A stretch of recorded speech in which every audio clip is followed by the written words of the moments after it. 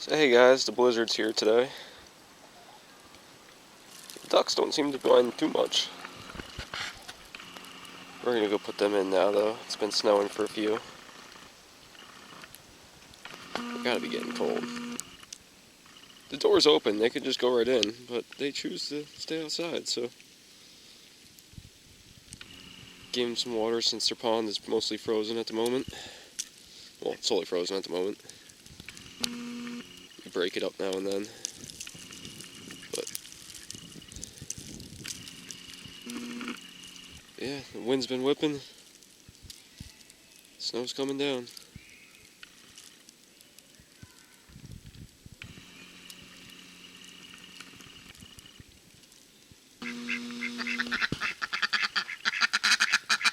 What are you guys doing? There's a blizzard out. Let's go inside.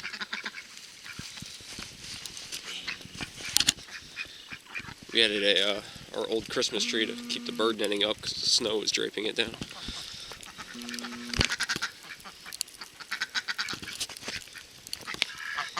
Huh? It's gotta be warmer in there. You got heat.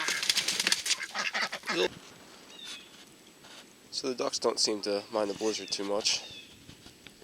It's freezing out here. They're all still just sleeping in the snow. They have a heated coop, but they'd rather be frozen little footballs. They're so funny.